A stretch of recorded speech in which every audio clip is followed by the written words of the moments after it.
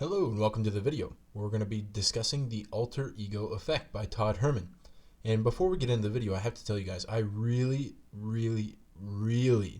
enjoyed this book. Now, I was expecting to enjoy this book. Sometimes I'll tell you guys that I wasn't really looking forward to a book and it surprised me, but this one I was really expecting to like.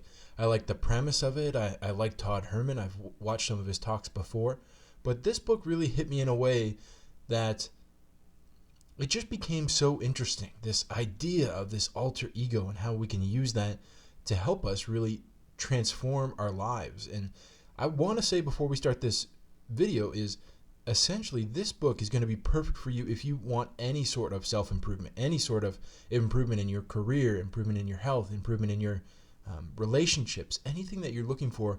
This book is going to be transferable into that. And it's an extremely new take on maybe some older ideas, and it's giving you a way that maybe people that are new to the self-help and self-improvement movement can really and quickly get themselves into some of the really deep techniques that people have been using for hundreds and hundreds of years. Now, before we get into the book, let me quickly introduce Todd Herman, because he's a pretty amazing man. If you haven't heard of him before, he's a mental toughness and performance coach to professional and Olympic level athletes. And if you know anything about professional and Olympic level athletes, it's extremely hard. There's very few people in the world that work with those type of people, and Todd Herman is one of them. He's a leadership and performance coach to billionaires and hundreds of entrepreneurs through his book and also his different talks. And he's also the creator of the 90-Day Year, which is a business program to help owners master the art of execution. I actually have been looking into the program. It's only available certain times of the year, but I'm definitely seriously considering getting into the 90-Day Year as a business person myself. Now, with that said, we'll get into the alter ego effect. The first quote that I pulled out from the book is that when you see how the alter ego fits into the human condition, the different roles that we play and the fields of play that we stand on, it gives you the freedom to unlock a creative force. So this is something that I've talked about quite a bit on the channel before, is these different identities that we have and the different roles that we end up playing. Now, you can have roles that maybe you're playing that are negative roles. Maybe you are thinking of yourself as a good person, and that's causing you to overextend yourself in certain ways, where we might see ourselves as a good person, and that's a role that we play, and we feel that that's intrinsically good because we are telling ourselves that we're a good person. But what ends up happening sometimes is you become this good person at the expense of everything else. And you're playing this role of a good person, even though it's causing you more time and energy and etc., than it's really worth. And this is essentially what he's doing. He's showing us how to take this intrinsic need that human beings have to play roles, but instead of letting the roles play us, we start to actually decide the roles that we want to play. And that really is the entire kind of concept of the book here.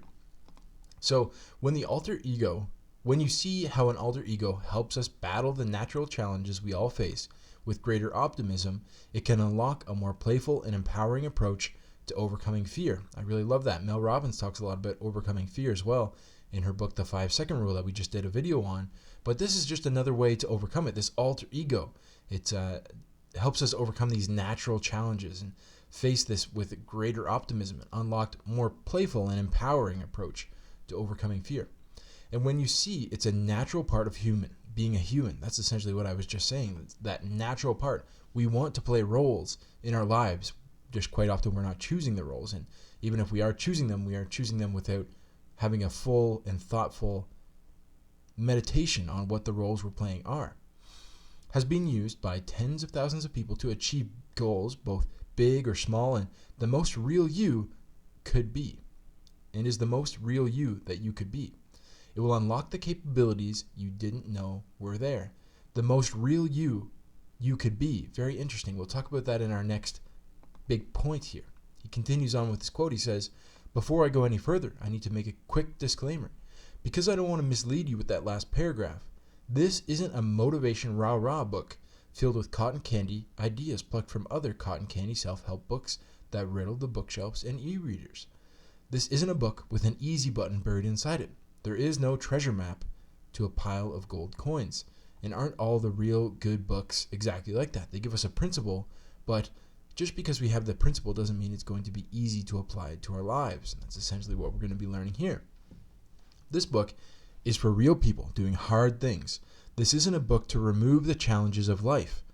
It is to take part of you that shows up when you least expect it and show you how to get it to show up when you most need it. So it's to take the part of you that shows up when you least expect it, those times when you're performing on your absolute highest level, and show you how you can do that on command, which I'm assuming is a lot of what Todd is doing, not only with his Olympic athletes and his coaches, but also with the business people that he's talking to, people that need to rise to the occasion. And now we're going to talk about one of the reasons that I really was excited about this book and the reason that this book was so good. Who doesn't love a comic book superhero? I love comic book superheroes, all the Marvel movies and all that sort of thing. I really like those kind of things just because of the stories that they tell. And the idea of having superpowers and an alter ego is really enticing to me. When you're leaving the movie theater parking lot and you're imagining yourself as Thor or the Hulk or Captain America or whatever it is, that is very, very enticing to me. So remember when you're a kid and you could imagine yourself doing that. Nothing was impossible. You would spend hours and hours just imagining yourself as a superhero. This book is kind of just giving us permission to be that kid again. And not only is it giving us permission to do that, but it also is making the argument that that is actually going to help us be more successful in our more quote-unquote adult pursuits. But it's not just saying to be imaginative and live your life through play. Really, it's showing us that that we really are this superhero. We already have the capabilities, or if not, we can easily learn them that a superhero in our life would have. And the book is called the Alter Ego Effect, right? So effect is a very important part of that title. Basically, it's how using that childhood imagination can produce real effects to help us achieve more in life. I love it. What a concept. I wish I thought of it myself. I really do. But I didn't. This is just a summary of some of the points that I pulled out of the book. Go get the book. Seriously, it's very good. I really, really enjoyed this book. It's going to be on the shelf for a long time to come. And with that, moving to our first point here, which is Superman/Clark, as in Clark Kent, which is maybe the other side of Superman. And the first quote here that we're going to pull out of the book is this: I've always been fascinated by comics, comic book heroes and the worlds that they live in. The origin stories, the villains, and the epic battles always found a way to draw me into their worlds. And absolutely, I'll put my hand up. I totally agree with that. I love comic books and the stories that they tell. As a kid, I loved the Christopher Reeve Superman movies. This is before my time. Today, people might laugh at those 1980s productions compared to the epic rebirth of superhero movies happening now. But back in the day, they were awesome. Now, here's a riddle for you. Everyone knows that Superman and Clark Kent are the same person. But which one is the alter ego? This is an interesting question. Before you read ahead, which one do you think is the alter ego? I've asked this question for the past 15 years, countless times in front of audiences around the world. Around 90% of the audience immediately yell out Superman, as in Superman is the alter ego. And it sounds right, because when you think of alter egos, you think superpowers and heroism and epic battles, all the qualities of a superhero like Superman. Except it's wrong. The alter ego isn't Superman. This is very important. The alter ego isn't Superman. It's Clark Kent. Superman is the real person. Superman is the real person. He created the alter ego, the mild-mannered reporter Clark Kent, as a useful persona to go unnoticed day to day on Earth and blend in to help him achieve a crucial goal, understanding humans. Superman would flip between his alter ego and the S on his chest at precisely the moments when he needed each persona the most. Very, very interesting. So, for example, we'll go into this a little bit more in the alter ego, but say, for example, Superman needed not to be noticed. He needed to go under the radar. He would be Clark Kent at that time. But say, for example, he needed to save a baby from a burning building. He would be Superman at that time. See, he was both. And neither one of them was really the alter ego, but Superman is his true power. That's who he truly is. And Clark Kent ends up being the guy that he created for specific situations to solve the problems of those specific situations. And this is a very interesting distinction, because when I first thought of the alter ego effect, I was thinking he's going to teach me how to be Superman. But really, what he's saying is that I'm already Superman. And I've created Clark Kent to play on a lower field because that's safer for me. Very interesting. We'll talk a little bit more about that right here in the alter ego point of this mind map that I've made. So again, this was a big breakthrough for me. But at first, it might just seem simple. Now that I've explained it, it might not seem that simple to you. But when I first read it over, I wasn't really sure what he was trying to say. But maybe you're thinking, oh yeah, I didn't realize. But yeah, Clark Kent is the alter ego, right? It does kind of make sense that Superman created Clark Kent, not the other way around. But likely, you've misunderstood what that really means. And this is what it means to me, at the very least. I can't say for sure that this is what it means to Todd Herman or anyone else that might read the book. But Clark being the alter ego is like you, right? So imagine you're Superman. Clark Kent, or who you are right now, is your alter ego. And everything you're doing to keep yourself safe by playing at a level lower than what you're capable of. So Clark Kent is your way to make yourself safe in your environment. But truly and really, at the core of your being, you are Superman. You have all of these amazing powers, but you don't always let them loose because you're afraid and you're playing on a playing field of fear. So Clark Kent is fumbling, anxious, and uneventful because that's what Superman created him to be. So he wouldn't stand out, so he would be safe. And in what ways have you done that to yourself?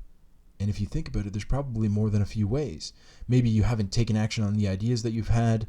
Maybe you haven't spent as much time developing yourself as you really should have. Instead, you're trying to placate to other people's versions of you, or you're trying to be that person that is the good person so that you win some social currency instead of spending the time creating and strengthening Superman.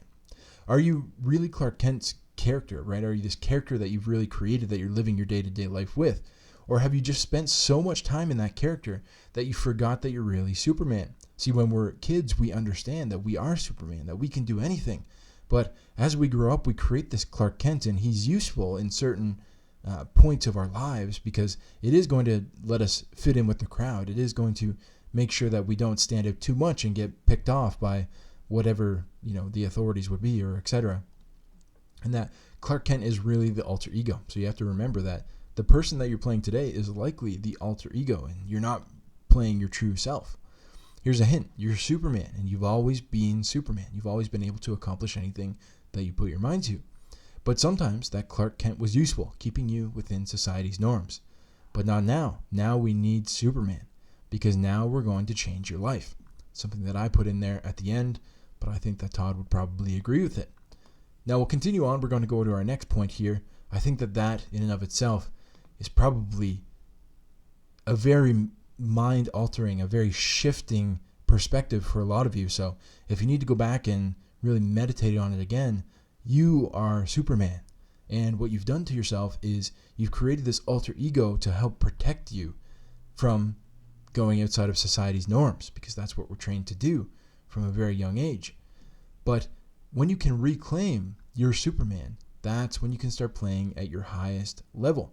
And honestly, it's quite often why you'll see a lot of top performers are not only performing at the top level, but they're kind of defying society's norms in a lot of different ways. It's because they're ready to be their Superman, and they don't need the Clark Kent to protect them. Now we'll move on to the bat signal. So we're kind of switching superheroes here. We got Superman / Clark Kent. And I create these topics, by the way, to try and help you guys visualize and remember each point. And that's why I've started to make them a lot smaller and to make them more poignant so you can really bring it up in your imagination. So Superman is the first one, and then the bat signal is the second one. So the quote from the book goes like this. Well, the idea of using alter egos to create some distance between how you currently see yourself and how you'd like to perform is not only smart, but it's backed by research. A lot of my clients initially talk about how their alter egos protected them, only later to realize that their alter ego is actually who they always were and who they had always wanted to be. It's very interesting. He kind of flips it around here where his clients' alter egos become something that's protecting them on their highest fields of play, and we'll talk more about that.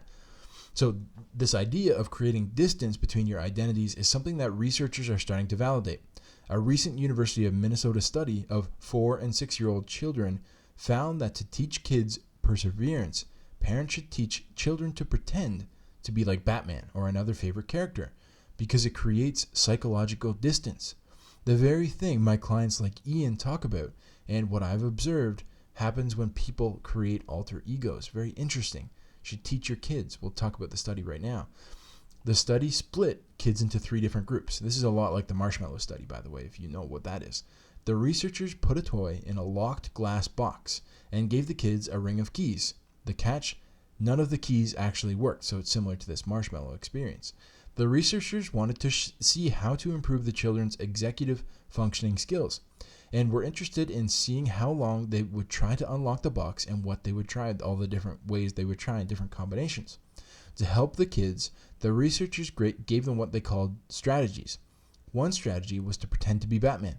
The kids could even wear a cape. Dora the Explorer was another choice too, if they wanted to be Dora the Explorer, which is kind of another superhero essentially. Researchers found that the kids who worked the longest were the ones who impersonated Batman or Dora, followed by the children who just pretended, and finally, the kids who remained the first-person perspective. The kids impersonating Batman or Dora were flexible thinkers. They tried the most keys, and they were calmer. One 4-year-old even said that Batman never gets frustrated. So can you see this slight mental shift? Not for kids, very easy. For adults, maybe a little bit more difficult because we're more rooted in our ways. But this amazing little concept, something so small of pretending or impersonating a superhero, allowed these kids to, Batman never gets frustrated, to not get frustrated and try all these different things, which isn't so much of our life, just not getting frustrated and being persistent. That's very important. The study shows us the power of identity, the power of how we see ourselves, and what happens when we, for a moment in time, can call forth a different self. So we talk about identity quite a lot in my self-coaching course, and this is a very interesting take on it that I actually didn't include in the self-coaching course, because I was more so, how can we develop this identity of seeing ourselves as this superhuman all the time? But what Todd is talking about is essentially having multiple different identities for different points in time. So when you're in business meetings, you have a different identity, a superhero identity, and then when you're at home, you have a different superhero identity. It's very interesting the way that he has it kind of categorized in his mind and the way that he is explaining it here in the book.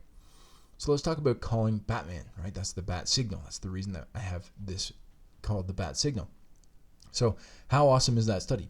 Simply by impersonating superheroes, the researchers were able to measure real differences in the kid, right? This isn't something that they practiced. They didn't have to practice being Batman, Dora the Explorer, and etc.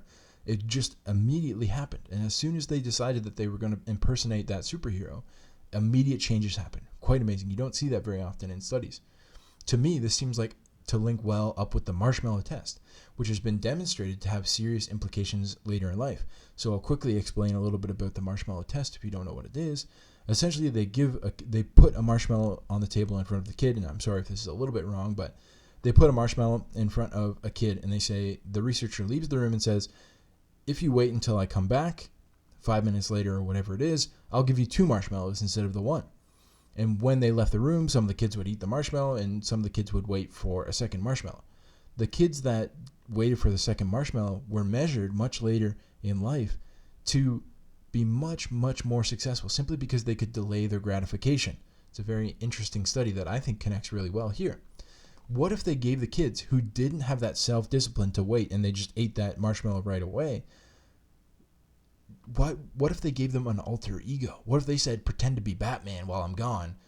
What would happen? Would Batman wait and get 2 marshmallows? I mean, Batman never gets frustrated, but does he like 2 marshmallows instead of 1? I bet he probably would.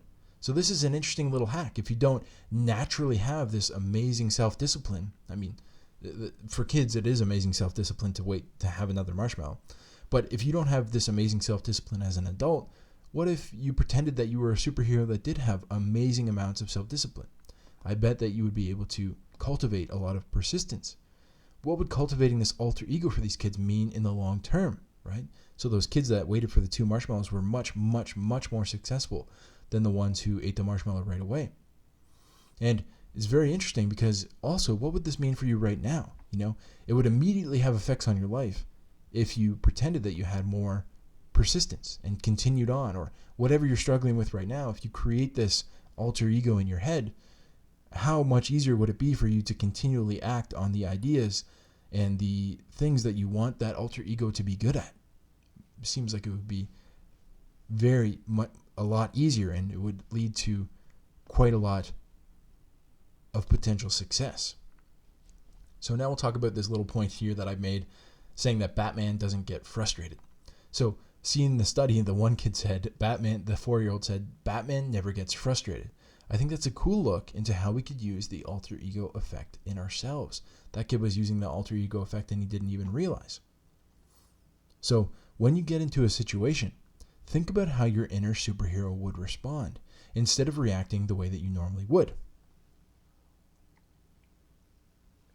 So adding on to our point here, essentially, if you're stuck in traffic, would your inner Batman get frustrated if this is something that you deal with all the time?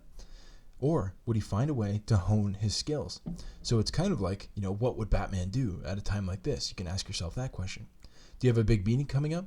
Well, would Superwoman let her response to be that of anxiety or excitement, right? So anxiety and excitement are two sides of the same coin, as Mel Robbins talks about in her book, The 5-Second Rule. Would Superwoman let herself feel anxiety, or would she harness that anxiety and turn it into excitement? I think she would turn it into excitement. So Dr. Joe Dispenza actually talks about rehearsing events before they happen. We just did a video on the placebo, You Are the Placebo by Dr. Joe Dispenza. I'll leave a link to that down below.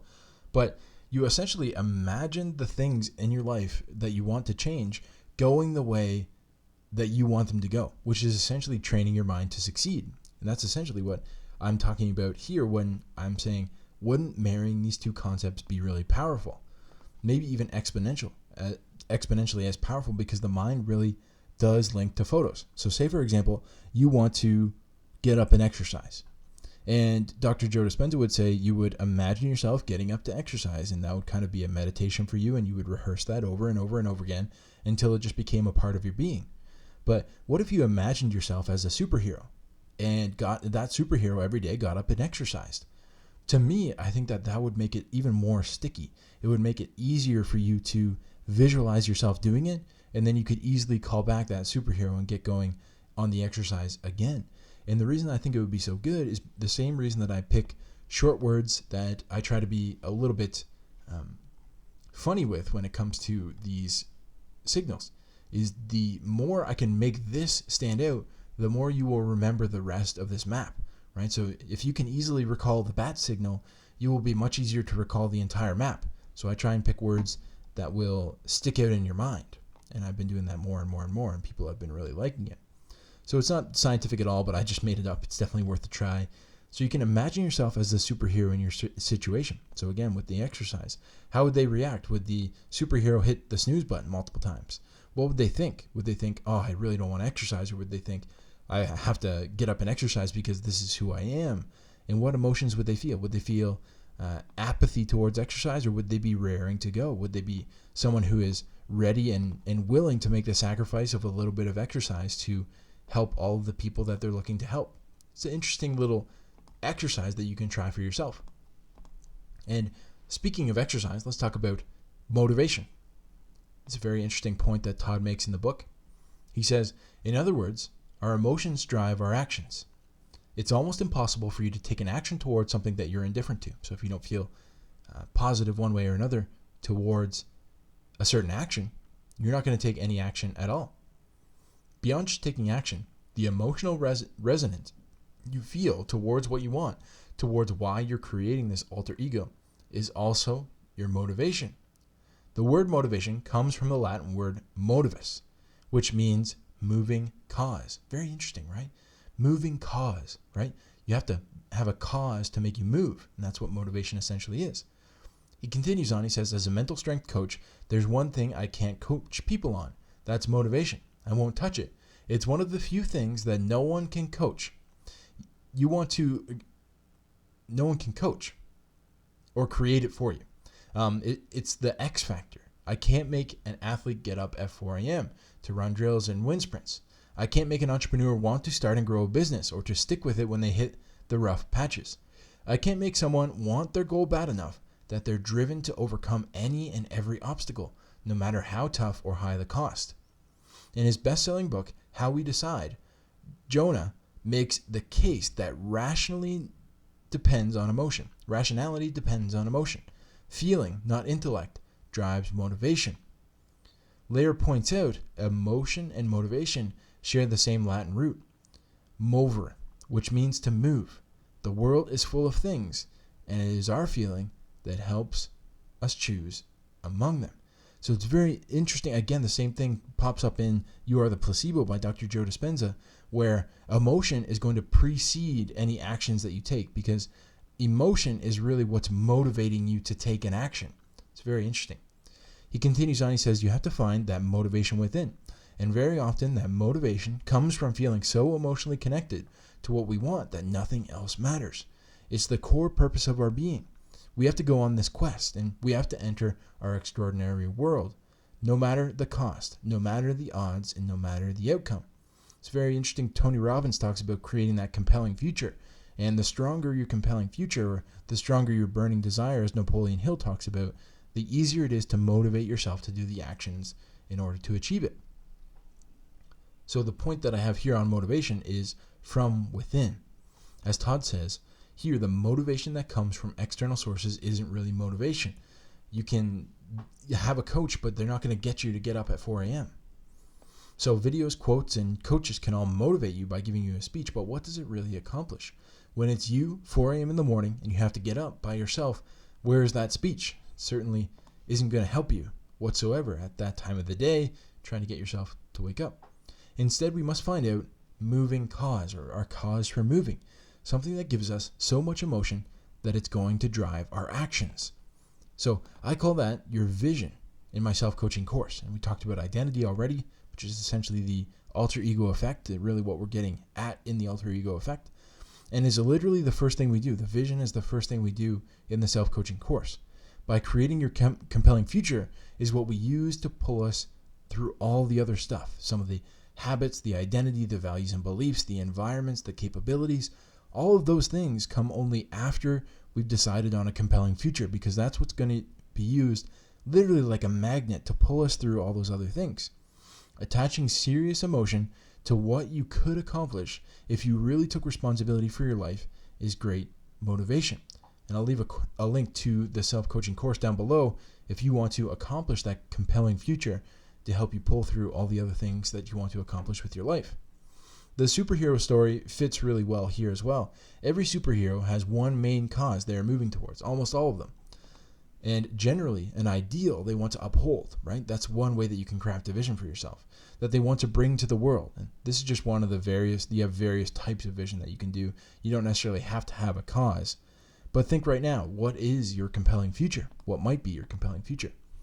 Given that you really were a superhero, what would you want to accomplish? You could accomplish anything. What would you want to accomplish? Who would you want to help or protect? What cause would grab you so emotionally that you would just have to move towards it, no matter if you felt like it or not?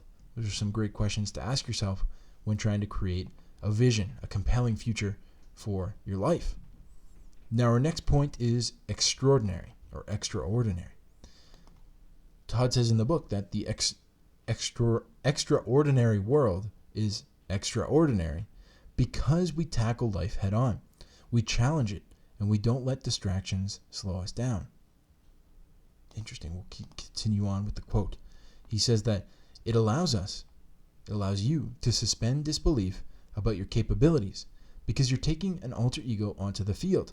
Plus, it turns out that there's research to back up the power of intentionally bringing predefined superpowers to your world.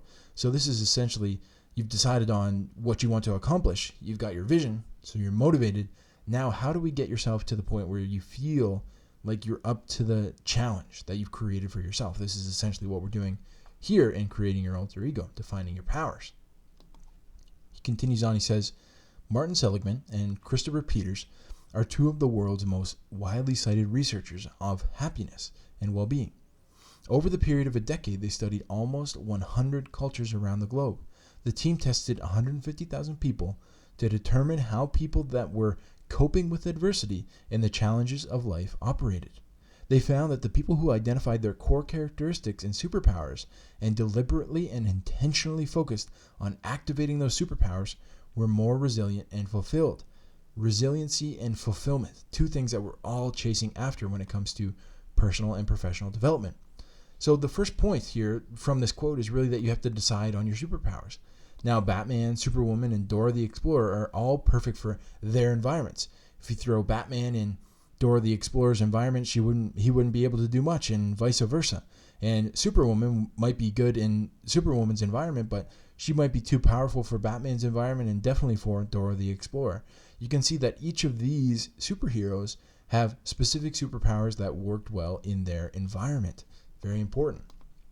But unless you're in Gotham fighting bad dudes, a utility belt and fighting skills might not be all that important for you, although they might just be cool to have. I definitely would like a utility belt with all those different tools. But they are likely superpowers that would serve you well in your everyday. And yeah, it's not a utility belt and amazing fighting skills, but they are important. What would those things be? I mean, some examples for me are if I have the superpower of super confidence to get in front of people and to talk to potential collaborators and to talk to people in my coaching course, that's going to be important.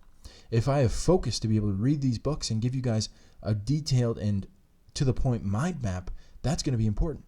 If I have persistence to continually put out 3 mind maps every single week, even though it's pushing me to my limit, and some days I don't feel like it, that is going to be a great superpower for me. You need to think about which superpowers might be good for you. And then tell yourself about them all the time. Now, this is really after you've decided on your superpowers, right? So we've done your vision. We've decided on your identity, which to me is the superpowers that you're creating for yourself. Now we need to change your values and beliefs. We need to change at a deeper level than just pretending we're a superhero. And this is essentially what we're going to do. Now, if you've decided on your superpowers, you want some self-talk around them that might be helpful. If you decided on the superpowers, you want some self-talk around them might be helpful. Because at first it may be really tough to truly believe that you have this amazing confidence, this focus and persistence. And they might just be things that would be nice to have. But as Dr. Shad Helmstetter says in his teachings, in his book, What to Say When You Talk to Yourself, I'll leave a link to that down below. I did a mind map on it. The brain simply believes what you tell it most of the time. So if you tell yourself that you are this superhero and you have these superpowers and really believe it and put a lot of emotion behind it, more and more your brain will believe it. And after a while, you start to exhibit these powers just unconsciously. And to me, that's how you really make a change on the identity level. You might have to decide who you want to be, but then you need to reinforce it to yourself. You need to make it safe for you to be that, as Dr. Joe Dispenza might say. So it's very, very important to continually reaffirm after you've decided on your superpowers. You need to continually reaffirm to yourself what your superpowers are. Our final point here is very poignant. Hero's journey. Of course, we've been talking about heroes the whole time, but we're going to talk about the hero's journey and what that means to Todd Herman here. There's a point in the hero's journey where the hero has to cross the threshold. In the moment, they leave their ordinary world and set out on a new adventure. And that's part of almost every single superhero's story arc. So in Star Wars, it's when Luke Skywalker goes with Obi-Wan Kenobi and to Maz Eisley, I don't know some of these names here, and leaves his family farm. In The Lord of the Rings is when Frodo leaves the Shire and embarks on the quest to destroy the ring. In the 2017 Wonder Woman, it's when Diana leaves the hidden island of whatever that name is to help save humanity. In each case, there's an adventure, quest, or mission to be undertaken. Sometimes it's made by choice, and sometimes it's chosen for them, whether by circumstance or a deep desire to fulfill some destiny. Now, for whatever reason, you picked up this book. The next step is to cross the threshold and begin. Essentially, I think what he's saying here is that you have some challenge in your life, some goal, some vision that you want to accomplish, whether you've decided it for yourself by choice or whether it's been chosen for you. You have something like that. That's why you picked up this book, or that's why you started watching this video. At the end of your life, you won't remember the thoughts or intentions that you had. You will remember the actions that you took. You'll judge yourself by how you showed up, by what you did, what you said, and how you acted, and whether you performed in a way that you knew you could in any of the stages of life. Just like any coach, when you hear the buzzer sound, I want you to look back and say, I left nothing behind. I gave it my all. I did everything I wanted to do, and more important, I showed up as my heroic self with all my capabilities, skills, and intentions, and it toppled dominoes, which changed my life in an extraordinary and unpredictable ways. And because I did this, I lived a full life. My final challenge for you is to create your alter ego, cross the threshold, and reveal your superpowers to the world. Your mission begins now. So he's basically telling us to go from theory, the things that we've talked about in this video, to action, which is what we've talked about quite a lot as well. I like to add a lot of action into my mind maps to just give you guys some actions that you can do. I love that he leaves the book off here, right? This is the end of the book. He says action, essentially. So often we have books filled with these amazing ideas and they're kind of esoteric, and the authors don't give us a serious call to action. This is really it. This is the call to action that he's giving you. What is your alter ego? What powers do you have? What's your cause for motion or your cause of emotion? What's your challenge? What would you want to accomplish given that you're this superhero and given that you have the capacity to be the superhero? How is it worth taking on and why? And what is your compelling future? Again, we talk about this in the vision part of the self-coaching course.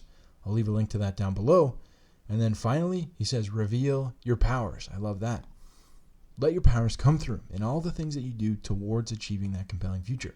And don't leave anything on the field, because as you said, you're going to regret it if you leave something on the field. Very important to continue on and show your true self, those superpowers that you've cultivated.